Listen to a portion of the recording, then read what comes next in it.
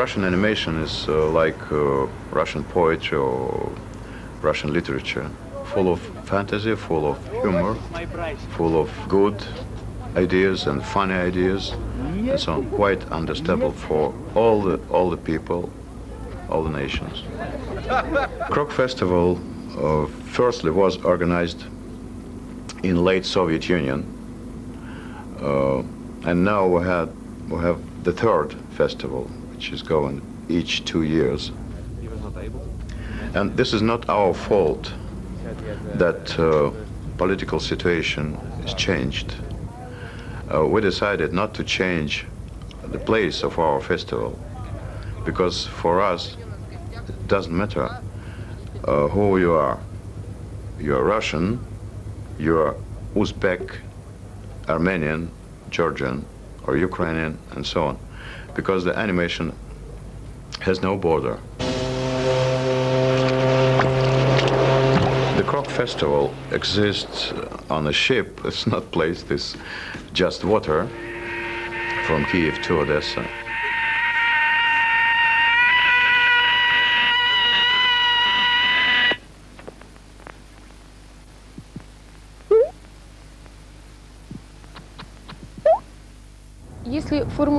We've left the state nursery where everything we made was subsidized by the state and where we were protected by ideological barriers from all kinds of influences, good and bad. Now we've overcome these barriers and come into the real world. And that's the reason for all the problems we have in the arts, particularly in animation. We always regarded animation as something for children. We would watch cartoons on public holidays with music and they would be full of children and flowers. Now animation is breaking out of its childish framework with its flowery borders and is becoming the grown-up serious art it always was. Filmi tegemine oli üks osa kogu, ütleme, propaganda. Filmmaking was part of, let's say, the entire propaganda system, and so it was totally controlled. The state was in charge of financing and making all films. The state gave you the money to make a film, and the state gave you the permission to make it. Well, naturally, the state, the system, wanted results which met its expectations. For the filmmaker, this was often an insurmountable obstacle. Mis vastas tema ootustele. Filmi tegijale oli see tihti ületamatuks takistuseks. The sort of game you played in general was to get money from Moscow and then try to do things undermining their ideology. There wasn't much freedom, censorship was tough. You had to go to Moscow twice to account for each film, first with a script and then with a completed film, and the censors would cut out pretty hefty chunks of anything they objected to ideologically. It was an engaging game, to hide between the lines things which they would not understand or find, and then get the money off them.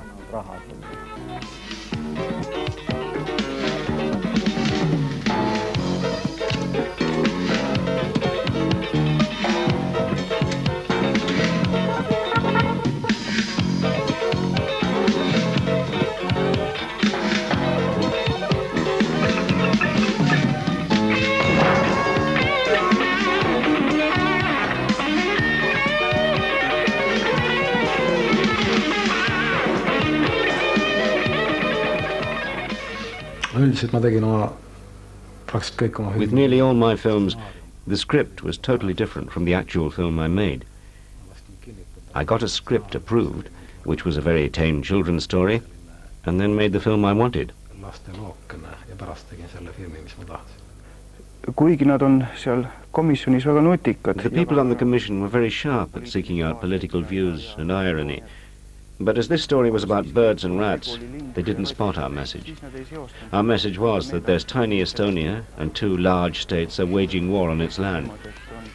We had no problems with this film.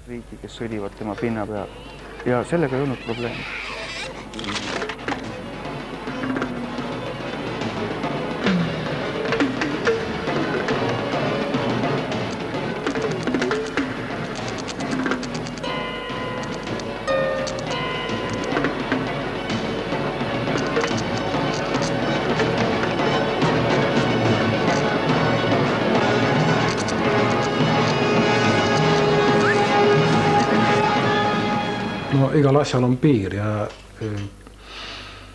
Everything has its limits. At some stage, Moscow realized it should be reading between the lines the way we did. This was in 1983, when I had in fact had enough of this nonsense.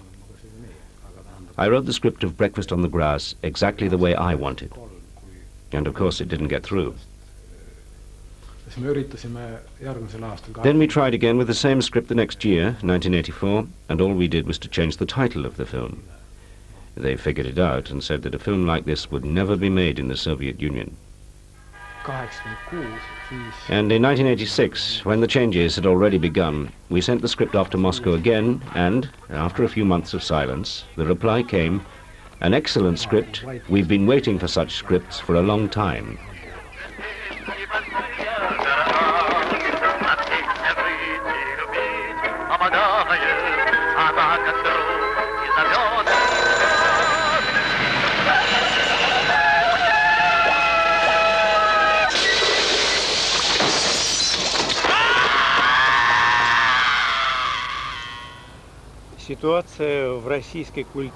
The situation in Russian culture, in particular in Russian cinematography, is changing, and the main thrust of these changes doesn't make me personally very happy, because Russian art has begun furiously to pursue exclusively commercial ends. That's never been characteristic of our culture.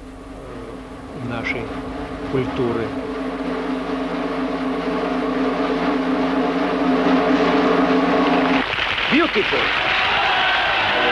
Ha scritto un giornalista inglese. Bravo!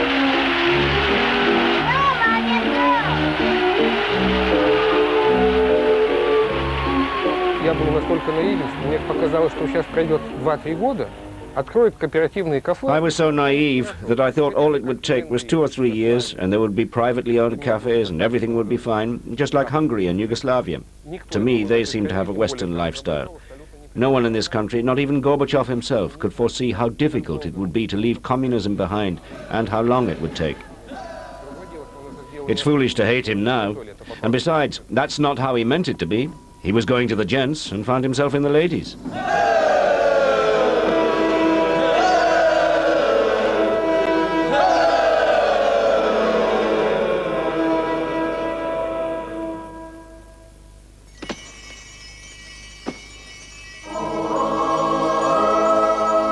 The big studio, Soviet Film, Moscow studio, almost stopped in making films.